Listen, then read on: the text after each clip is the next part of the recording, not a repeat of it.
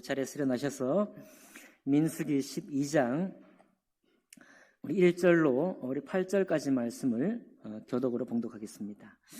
오늘 민수기 12장 전체 말씀을 본문으로 할 텐데요. 봉독은 구약 성경 215쪽 가량이 있습니다. 215쪽 가량에 민수기 12장 1절부터 8절까지만 교독하겠습니다.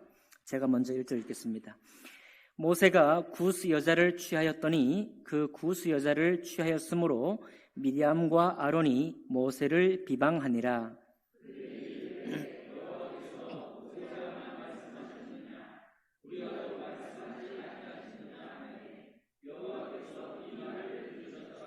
이 사람 모세는 온유함이 지면의 모든 사람보다 더하더라.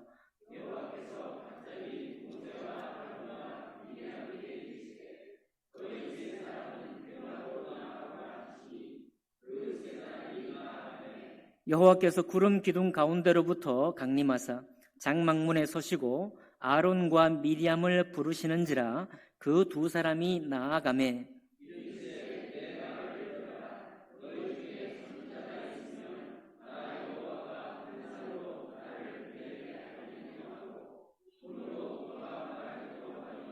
내 종 모세와는 그렇지 아니하니 그는 내 온 집에 충성함이라.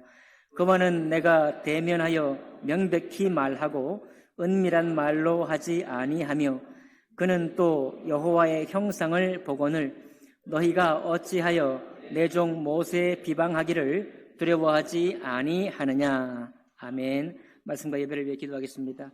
살아계신 하나님 아버지, 주님께서 우리와 정말 가까이 하기 원하시고 참으로 친밀하게 사귀기를 원하심을 말씀을 통해 봅니다. 하나님 아버지, 우리의 삶에 살아가는 형편들이 많이 바쁘고 여러 가지 일로 우리 마음이 번민하고 복잡할 때가 있지만 그 한가운데에서 주님과 사귀는 우리의 시간을 취할 수 있도록 도와주시고 어떻게 하든지 구별하여 하나님과 함께 교제하는 그런 시간, 또 그 시간 속에서 주님과 함께 사귀는 그런 우리의 삶이 될 수 있도록 역사해 주옵소서. 이 말씀이 전하는 저와 듣는 모든 성도님들 마음속에 깊이 뿌리 내리고 열매 맺을 수 있도록 성령 역사해 주옵소서. 모든 예배를 주님께 의탁하며 귀하신 우리 주 예수님 이름으로 기도하옵나이다. 아멘. 자리에 앉으시겠습니다. 오늘 말씀 민수기 12장 전체 말씀을 본문으로 해서 하나님을 가까이 하는 삶이라는 제목으로 말씀 나누겠습니다. 여러분, 가까운 친구 또는 절친한 친구 혹은 마음 맞는 친구 라면 어떤 관계가 될까요? 사람들이 이렇게 몇 가지로 정리합니다. 가까운 친구는 어떤 친구냐? 절친한 친구 혹은 마음 맞는 친구는 어떤 친구냐? 오랜만에 만나도 옛날 관계가 되살아난다. 내가 잘못해도 진짜 친구는 나를 용서해준다. 그런 말도 있고요. 자신의 행복, 그러니까 친구의 행복을 진심으로 기뻐해준다. 종종 들었던 이야기죠. 반면에 큰 잘못에 내가 개입이 되었을 때 친구는 내 곁에 있다. 이렇게 말하기도 합니다. 또 이런 말도 있네요. 함께 있을 때 침묵이 계속되더라도 신경 쓰지 않는다.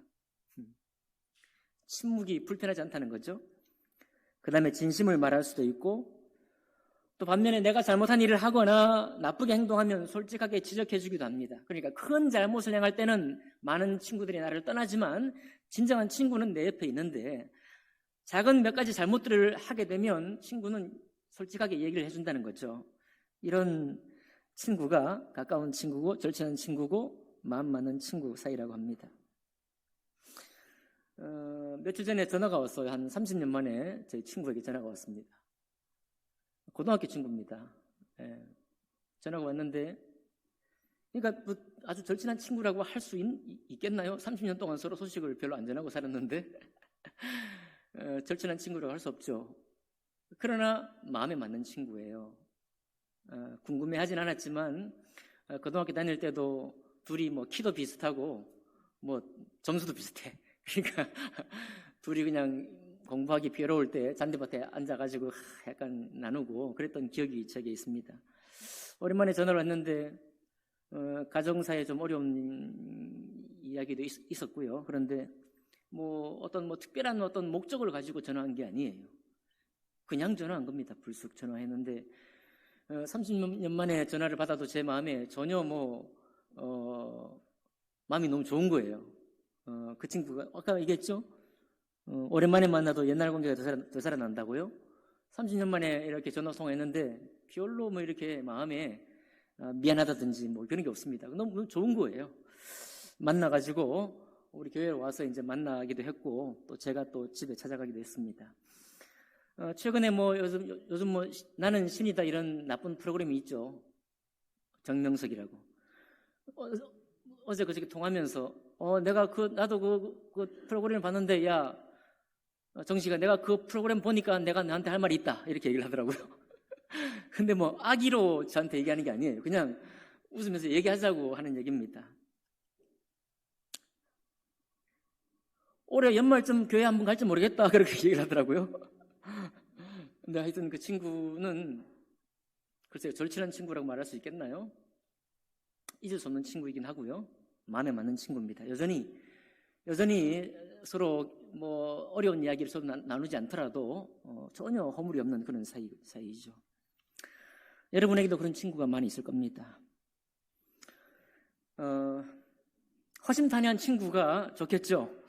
그런데 이런 좋은 친구 관계를 깨트리는 여러 가지 이제 어려움들이 많이 있겠죠. 에라스무스라는 유명한 사람은 이런 말을 했습니다.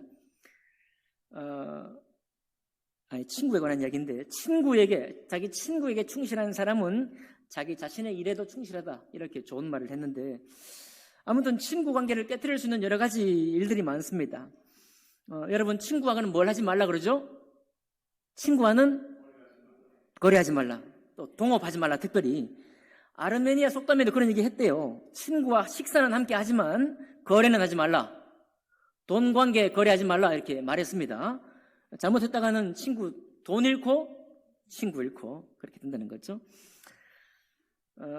또 여러분 우리가 초등학교, 중학교, 고등학교를 거치면서 멀어진 친구들 많이 있어요. 특별한 문제가 있어서가 아니라 서울로 누가 유학을 가버립니다. 그러면 삶의 처지와 환경이 달라지기 때문에 나눌 수 있는 이야기가 아주 줄어들죠. 그러면 자연스럽게 멀어지게 되기도 합니다. 어떤 경우에는 친구는 학생인데 같이 친구였던 친구는 직장인이 됐습니다. 두 사람이 나눌 수 있는 얘기가 역시 급속도로 줄어듭니다. 그러니까 또 친구 관계가 또 유지하기가 쉽지가 않죠. 사는 처지가 갑자기 삶에서 달라져 버리면 이것도 친구 관계를 유지하기가 쉽지가 않은 거죠.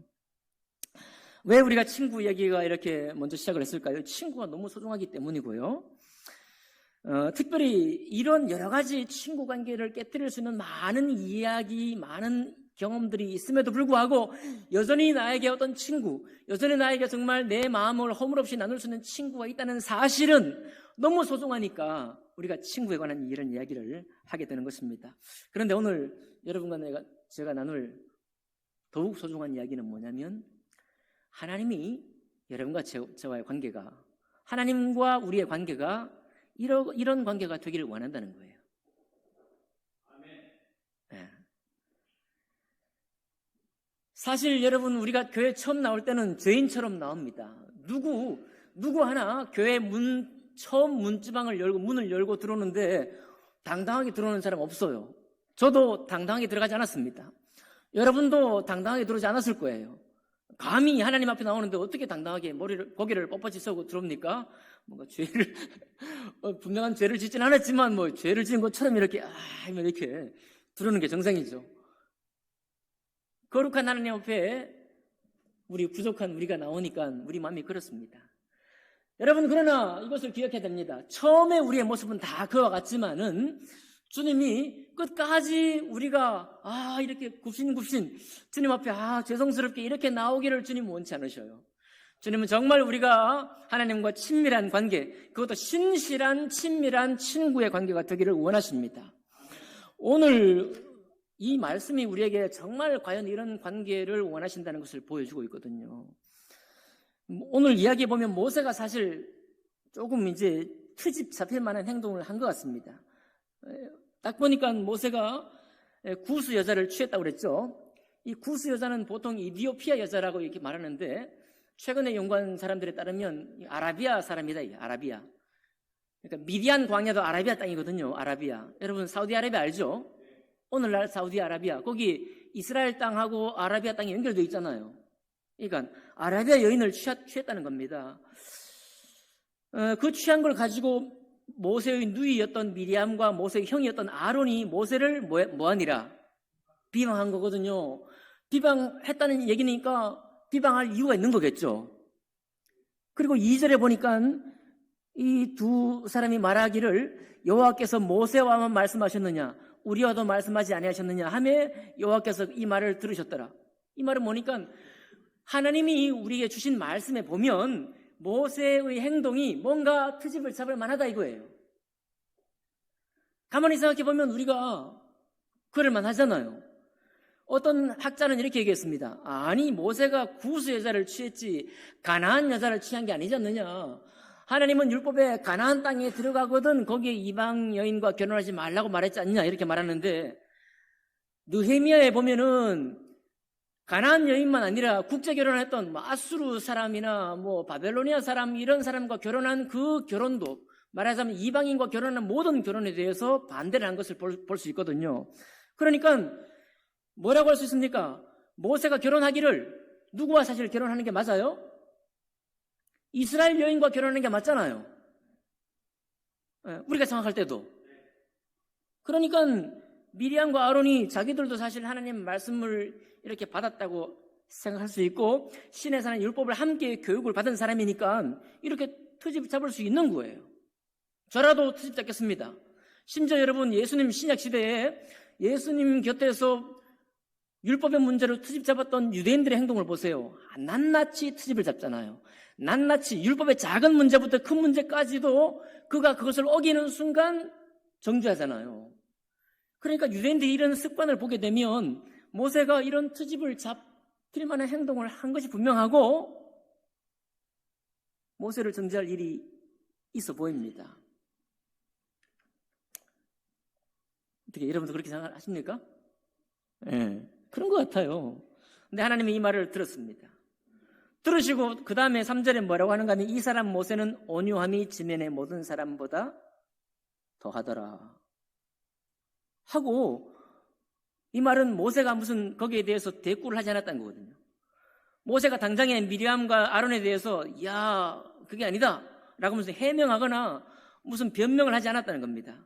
그런데 4절부터 보니까 하나님이 갑자기 모세와 미리암과 아론을 불러 세워요. 장막으로 나오라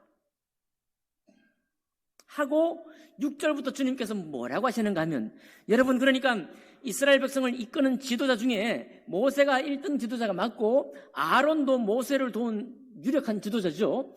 미리암도 여인 중에 지도자가 맞습니다.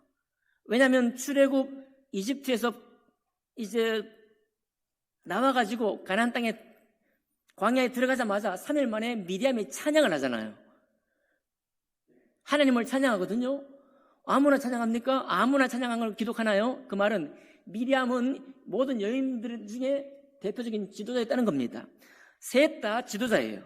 셋 다 지도자인데 이 셋 지도자를 하나님이 딱 회막에 불러 세운 다음에 6절에 이렇게 말합니다. 내 말을 들으라. 너희 중에 선지자가 있으면 나 여호와가 환상으로 나를 그에게 알리기도 하고 꿈으로 그와 말하기도 하거니와. 하나님이 선지자니까 하나님과 정말 더 가까운 사람이죠.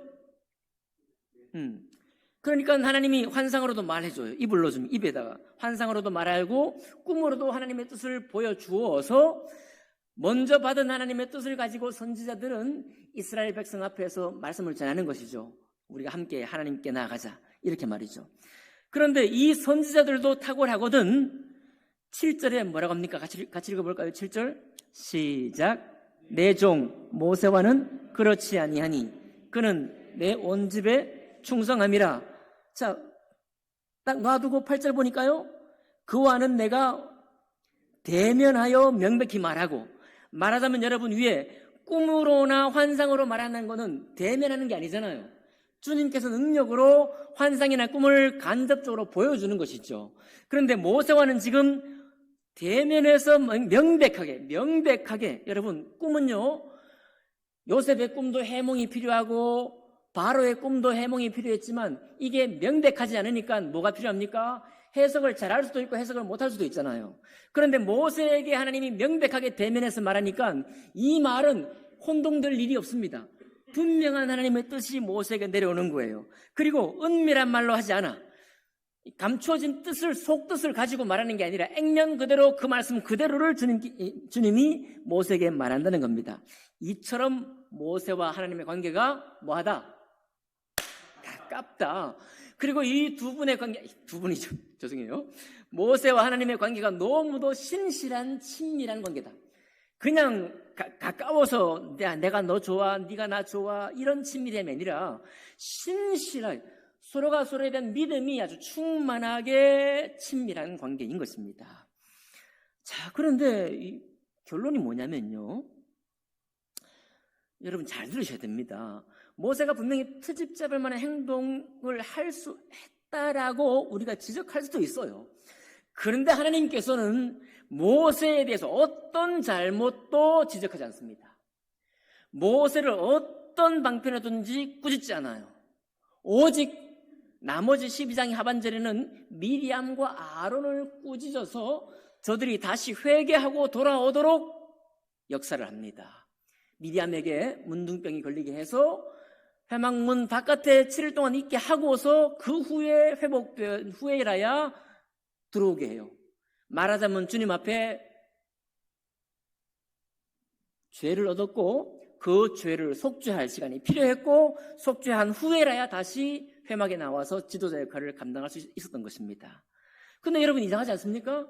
왜 모세는 우리가 아무리 머리를 굴려보고 생각을 해봐도 트집을 잡을만 하면 트집을 잡을만 할 수 있는데 말이죠. 그러니까 모세가 나중에 보면 반석을 말로 하라고 그랬는데 이게 두 번이나 치는 바람에 하나님의 꾸중을 듣잖아요. 그걸 보면 이것도 하나님 말씀에 약간 실수가 있는데도 불구하고 제가요 인공지능에게 물어봤어요. 모세 잘못을 좀 말해봐 했더니 모세가 명백하게 잘못했다고 말할 수 없다 이렇게 나오더라고요. 인공지능 대단하죠? 모든 주석에도 대개 그렇게 나와 있습니다. 네. 아무튼 모세가 명백하게 잘못했다고 말할 수 없다. 그러나 우리의 성경으로는 우리는 또 정주에 또 빠른 사람들이잖아요. 모세가 잘못했다고 말할 수 있다고 봅니다. 저는 그렇게 봐요. 오늘 제가 여러분과 나눌 이야기는 뭐냐면 모세가 잘못했냐 안 했냐 이것보다도 설령 모세가 잘못했다고 할지라도 아까 뭐라고 했습니까? 큰 잘못을 향했을 때 친구는 옆에 있다고 그랬죠.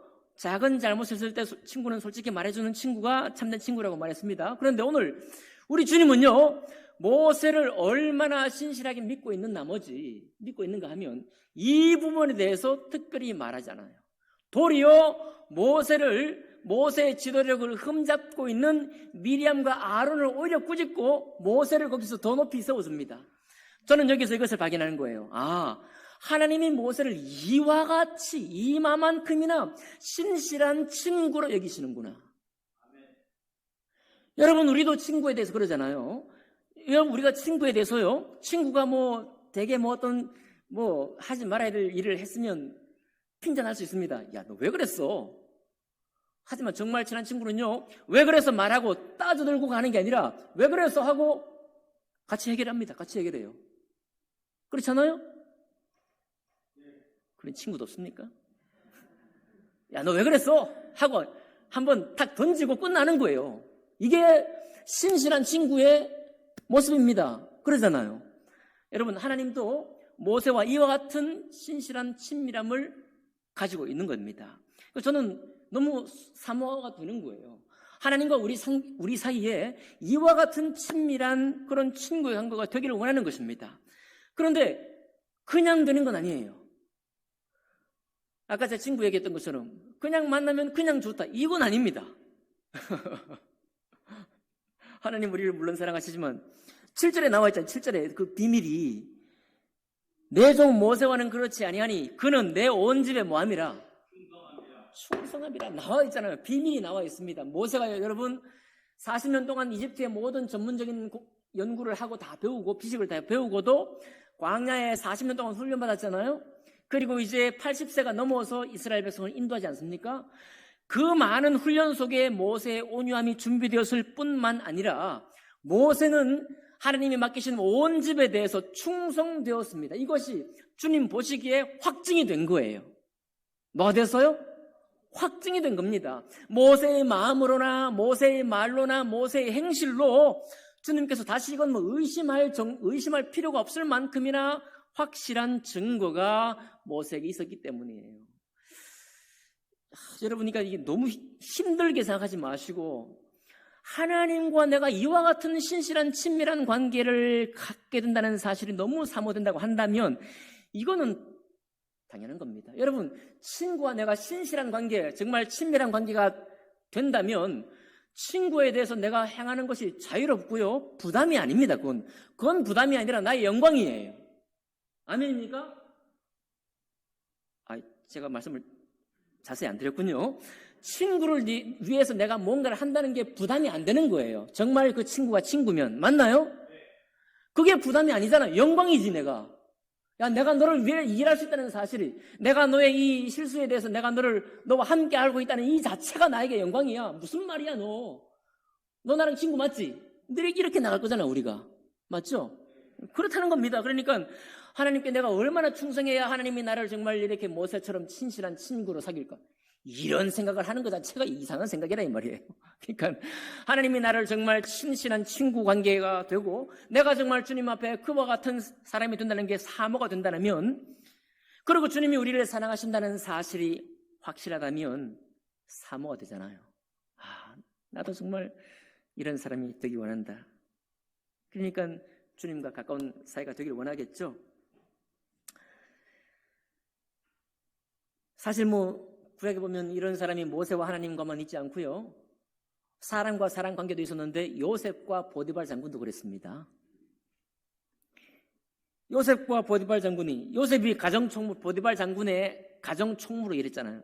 집안의 모든 총무 일을 담당했습니다. 그런데 얼마나 요셉이 신실하게 일하는지, 일원 장 떼는 게 없고 책복하는 것도 없고, 그리고 그냥 시키는 일만 하는 게 아니라 시키지 않은 일까지 보디발 장군에게 유익이 되게 하고, 그것도 악의로 하는 게 아니라 선한 일로를 통해 가지고 그 일을 하는 거예요.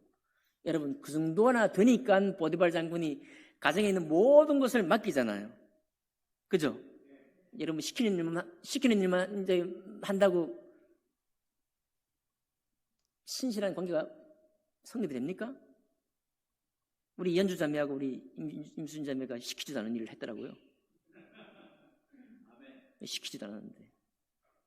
전등이에요. 저도 항상 와서 이거 켰다가 저거 켰다 하거든요. 화장실 불 이거 켰다가 저거 켰다 하는데, 그걸 또 알고 딱 눈썰미 이게 봐가지고, 그것도 이름을 무슨 글자를 새길까를 다 생각하고 고민해가지고 딱 붙여놓은 거예요. 여러분, 오늘부터 불편하지 않습니다. 딱 보고 키면 돼요. 아무튼 너무 잘했습니다. 시키지도 않은 일이지만 필요한 일을 한 거예요. 요셉이 보디발 장군의 집에. 그렇게 하니까 창세기 39장 8절에 뭐라고 하는지 아십니까? 다른 번역인데, 주인께서는 모든 것을 나에게 맡겨 관리하게 하시고는 집안 일에는 아무 간섭도 하지 않으십니다. 주인께서는 가지신 모든 것을 나에게 맡기셨으므로. 얼마나 신뢰한다는 거예요. 맡겨두고는 타치를 안 해. 그러면 처음부터 맡겨두고 타치를 안 한 겁니까? 아니죠. 이거 어떻게 했어? 이 일을 어떻게 했어? 확인합니다. 확인하면서 놀라는 거죠. 확인할 때마다 보디발 장군이 놀라는 거예요. 이 일을 이렇게 했다고? 그러니까 몇 번 해보니까 이게 이제 끝난 겁니다. 이제 확인할 필요가 없는 거예요. 그러니까 완전히 다 맡기는 거죠. 이런 관계가 신실하게 친밀한 사이라는 거죠. 주님께서 모세에게 그와 같이 하고 있는 것입니다. 지금 주님께서 모세에게. 그리고 이거 모세와만 그런 관계를 맺기 원하시겠어요? 구원받은 여러분과 저 모두가 다 하나님 아버지와 우리가 이와 같은 관계가 되기를 원하십니다. 여러분, 우리가 복음이 우리에게 자유를 주거든요. 근데 지금 자유가 어떤 자유라고 하는가 하면 복음의 영광의 자유라고 말씀하셨습니다. 복음이 우리에게 주는 자유가 방종의 자유가 아니라 뭐 해도 그만 안 해도 그만 왔다 갔다 하는 이런 자유가 아니라 방종의 자유가 아니라 영광스러운 자유를 우리에게 주셨다고 말하고 있어요. 여러분, 바로 요셉이 지금 보디발 장군 집에서 영광스러운 자유를 행사하는 거예요. 그가 한 행실과 말을 통해서 신실함을 얻었고 그 친밀함 때문에 마음껏 자기 일을 보는 겁니다. 보디발 장군이 터치를 하지 않잖아요. 모세가 얼마나 하나님의 집에 충성되었기에 하나님이 모세를 터치를 하지 않습니다. 구스 여인과 결혼했다고? 그게 뭐 모세의 지도력을 무슨 흠잡을 일이 아니다. 전혀. 아주 보호막이 일을까지 해줄 만큼이나 하나님이 모세를 너무나 사랑하시는 거예요. 멋지지 않습니까? 너무 멋진 것 같아요. 이게 뭐 그런데 모세만 그렇게 했을까요? 욥도 그렇습니다. 욥. 여러분, 욥은 막 고난의 책이고 막 이렇게 막 가진 거 다 잃어버리고 우리는 두 번 다시 당하기도 싫은 그런 일을 그냥 하루아침에 다 당했으니까 절대로 욥기 생각하기 싫으시죠? 제가 욥기를 묵상해 보니까요, 하나님이 욥을 얼마나 신뢰하는지. 욥기 1장 2장에 보니까요, 벌써 뭐 욥의 행실은 나중에 문제고 하나님이 욥을 이미 평가가 끝나버렸어요. 지상에서 그와 의로운 사람이야. 이 온 지면에서 이보다 더 의로움이 성한 사람이 없는 겁니다. 라고 하나님이 벌써 말을 딱 해놓고 시작하는 거예요, 욥기를. 그러니까 욥의 하는 삶의 모습이나 자기 행실로 하나님이 욥을 의심하지 않는 거예요. 전혀 걱정하지 않습니다. 여러분, 하나님이 걱정하지 않으니까 사단이 막 하나님을 막 이렇게 고소하면서 당신이 욥이 저기 까닭 없이 하나님 앞에 그렇게 신실하겠습니까? 치고 이것도 치고 저것도 쳐보세요. 그러면 하나님께 불평할 겁니다. 라고 막 도전하잖아요. 근데요, 비밀이 뭐냐면 하나님이 얼마나 욥을 신뢰하는지 그렇게 해봐. 이거 아무나 할 수 있나요? 여러분, 옛날에 두 친구 이야기 기억나십니까? 제가 찾아보다가 못 찾았어요. 그거 있잖아요, 두 친구 이야기. 한 친구가 이렇게 불의한 고소를 당해가지고 결박을 당했습니다. 몇 날 며칠에 이제 사형 선고를 받게 돼 있어요. 그런데 그 친구가 뭐 집에 무슨 부모님의 무슨 일이 있어갖고 집에 가야 된다고 그러잖아요. 근데 그 친구 대신해서 친구가 대신 잡히잖아요. 그런 대충 이야기 기억나시죠? 그래서 근데 그날 따가 됐는데 친구가 안 와. 막 얘기가 그렇게 흘러가죠. 분초를 다투는데 이제 이 친구가 안 오면 이제 죽게 생겼는데 대신 나중에 뭐 그 친구 왔나요? 왔죠. 자기가 대신 달려 죽을 판이 생겼습니다. 그 친구에 대한 내가 신뢰가 없는데 내가 왜 거기 달리겠어요? 설령 이 신실함은요, 설령 그 친구가 호다가 어떤 일로 못 왔다고 할지라도 내가 그 친구에게 탓하지 않을 거라는 그런 신뢰가 있을 때라야 거기에 묶일 수 있는 거예요. 맞나요? 야, 너무 놀라운 관계입니다. 너무 놀라운. 옛날 이야기도 그런 내용이 있어요. 욥이 그러니까 나중에 이제 친구들과 하고 얘기하다가 하나님께 불평도 하고 차라리 나를 태어나게 말게 하시지 막 이렇게 막 약간 악에 맡은 듯한 얘기를 하지 않습니까? 여러분 놀라지 마세요. 그럼에도 불구하고 하나님이요, 나중에 욥을 꾸지람을 하지만 그것을 죄라고 절대로 말하잖아요. 오히려 죄라고 지목받은 사람은 욥을 정죄한 세 친구입니다. 그리고 욥을 뭐 회개했다고 하는데 분명한 회개를 하지 않았습니다. 욥은요. 다만 내가 들었던 하나님을 이제 눈으로 봅니다라고 고백을 했는데 도리어 욥을 통해서 세 친구가 용서를 받게 돼요. 욥의 중보 기도를 통해서. 그러니까 욥기는요, 처음부터 끝까지 하나님이 욥을 얼마나 신실한 친구 관계로 여기고 있는지를 확증해주고 있습니다. 너무 놀라운 책이에요. 너무 놀라운 책입니다. 여러분, 그래서 여러분, 우리가 신앙생활 한다는 것은요, 우리 주님 앞에 점점 더 자유롭게 된다는 겁니다. 어떻게 소망이 없으십니까? 저는 이런 말 들으면 막 마음이 흥분이 돼요. 여러분, 저랑 같이 좀 흥분이 되셔야지. 이렇게 막 조시면 어떡해. 이게 졸릴 일입니까? 이게 막 마음이 뜨거워져야 될 얘기인데 이거. 네.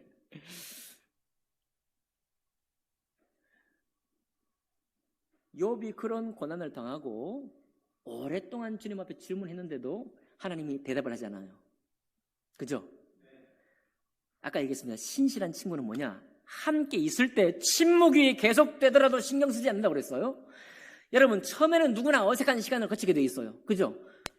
친한 친구가 될지 나쁜 친구 관계가 될지 모르지만 처음에는 다 말이 하다가 뚝 끊어지면 갑자기 어색해져요. 제 후배는요, 제가 언젠가 말씀드렸어요. 제 후배는 그런 얘기 했습니다. 너 왜 그렇게 말을 많이 하냐? 그랬더니 같이 모여있을 때 막 얘기를 하다가 갑자기 말이 뚝 끊어지잖아요. 죄송합니다. 말이 빨라서. 말이 갑자기 뚝 끊어져요. 그러면 갑자기 침묵이 흐르잖아요. 자기는 그 흐르는 침묵을 견딜 수가 없대요. 그래가지고 계속 말을 한대. 혹시 여러분 주위에 모이면 말을 계속하는 사람이 있다고 한다면 혹시 그런 불안이 있을지 몰라요. 말이 끊어지는 침묵을 견디지 못하는 사람이 있을지 모르겠습니다. 욥이 그렇게 하나님 앞에 원망하고 따졌을 때도 하나님이 아무 응답하지 않았는데 욥이 마치 그런 친구처럼 생각이 되는 겁니다. 하나님이. 그 관계가 깨어지지 않는 겁니다. 너무너무 신실하니까. 너무너무 확정된 관계니까 신경 쓰지 않는 거예요. 하나님은 나타나고자 할 때 그때 나타나십니다. 아무 신경을 안 써요, 하나님께서. 우리는 하나님 왜 나에게 그런 일을 하십니까? 왜 나에게 응답주지 않습니까? 왜 나를 이 지경으로 오랫동안 여기 처지에 묶어두십니까? 라고 우리는 그렇게 원망하는데 우리 속에 원망이 올라올 때 당연히 고백할 수 있지 않겠습니까? 그런데 하나님이 신경 쓰지 않는 거예요. 나를 못 믿어 해서가 아니라 나와 나를 사랑하지 않아서가 아니라 하나님의 때가 있어서요. 그때 주님이 뭘 주실 때까지 주님은 답답하지 않아요. 주님은 의심하지 않습니다. 주님은 궁금하지 않아요. 주님께서는 우리에게 신뢰를 주기를 원하시기 때문에 그렇습니다. 저는 너무 소망이 됩니다.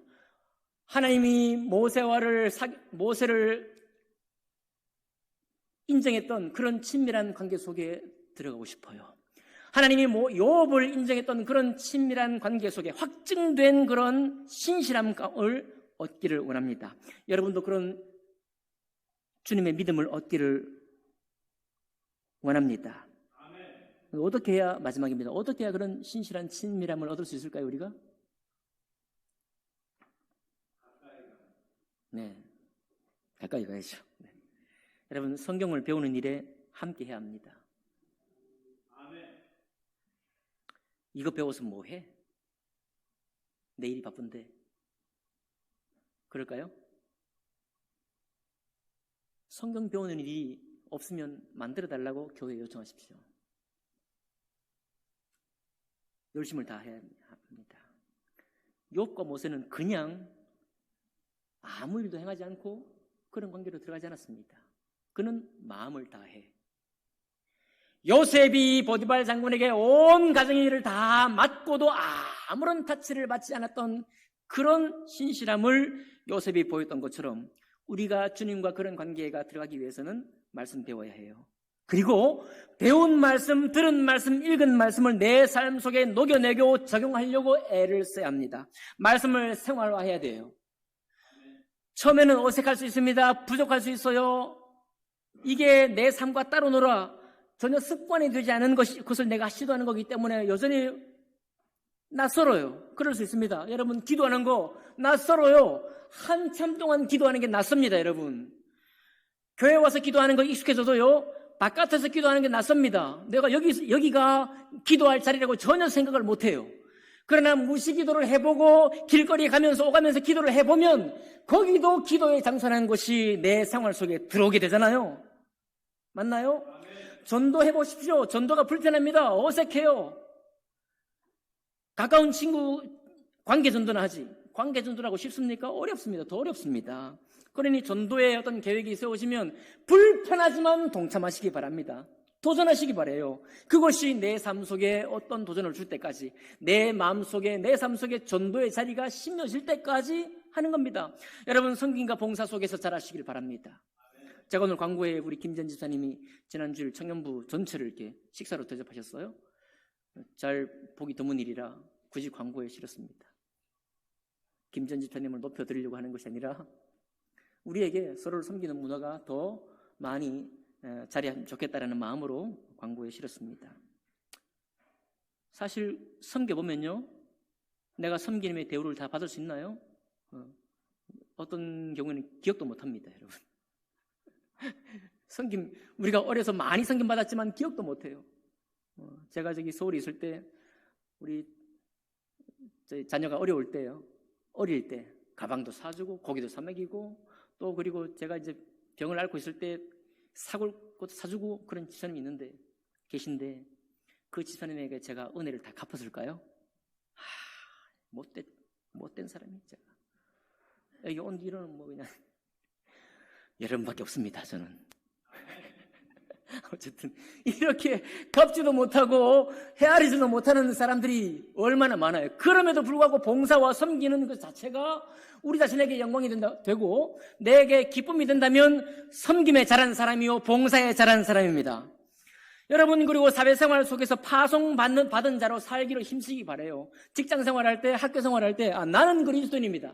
나는 주님의 사람이에요. 나는 주님의 사람이기 때문에 내가 어디에 있든지 하나님의 사람으로 산다는 의식을 항상 갖고 살기를 바랍니다. 그런데 교회 안에서 증거도 없고 내가 믿음 안에 굳게 증거도 없는데 예배가 왔다 갔다 해요. 너무 자유를 누려. 이거 이상하잖아. 예? 이거는 영광스러운 자유가 맞나요? 이건 영광스러운 자유가 아니죠. 이게 어떻게 영광스러운 자유입니까?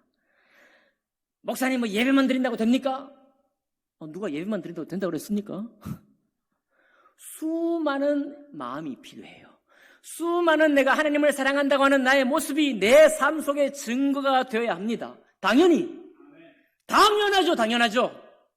하다못해 인생의 친구도 그런 증거가 필요한데 하나님 앞에 당연한 노릇 아닙니까? 그거 없이 그냥 자유를 마음대로 누려. 어떻게 하려고 그럽니까? 어떻게 하려고? 도대체 천국 문에서 주님을 어떻게 낯설게 만나시려고 그럽니까? 그거 이상하잖아요. 세 번째, 예수 그리스도를 본받는 삶을 최우선의 가치로 여기시기 바랍니다. 나는 신이다 이런 거 보고 그냥 마음에 주워 담지 마시고 말이죠. 여러분, 그런 정보, 이상한 얘기 들으면 귀를 씻어야 돼요. 아멘입니까? 목사님, 귀는 씻는데 단전은 속에 내려와 있더라고요. 이렇게 하지 말라고요. 귀를 12번 씻었는데 벌써 내 입술로는 막 그 얘기를 하고 있더라고요. 뭐가 좋다고 그런 얘기를 합니까? 우리 깨끗한 그릇은요, 깨끗한 얘기를 좋아하는 사람들이에요. 아멘 합시다. 우리는 깨끗한 얘기 듣기를 좋아해야지 악한 얘기 듣고 그거 좋다고 얘기합니까? 아무 쓸데없는 얘기예요. 아무도 격려가 되지 않는 이야기, 하나님과 나 사이가 친밀한 관계로 맺어지기에 아무 도움도 안 되는 이야기, 뭐하러 내가 그 이야기 속에 빠져들었냐 이 말이에요. 머리로 아는 것을 넘어서서 몸이 반응하도록 훈련받는 게 필요합니다. 이 모든 것들이 다 한 자리에 모여서 그때 우리가 고백하는 거예요. 내가 하나님을 사랑합니다. 내가 지금 하나님의 사랑에 반응하고 있어요. 처음에는 억지로 했지만 내가 신앙생활을 할수록 주님의 사랑이 나에게 퍼지기 시작해요. 내가 주님의 사랑을 느끼니 더 느끼기를 원하고, 내가 주님 안에 처음에는 어색하고 종처럼 여겨졌는데 이제는 더 자유롭고 더 친구가 되어가니 감사합니다. 그런 고백이 여러분과 저의 고백이어야 하잖아요. 그렇죠? 하나님과 가까이 하는 삶이라는 게 우리의 무슨 의무가 아닙니다. 그건 영광이에요. 너무너무 사모할 만한 내용입니다. 그러니 이 아침에 예배 순종하신 모든 하나님의 사람 여러분, 이 소망을 마음에 품으시고 스스로 믿음의 도전을 해가시기를 바랍니다. 그러면 주님이 모세처럼 욥처럼 우리를 대하시는 그런 은혜가 우리 살아생전에 있을 것입니다. 기도하겠습니다.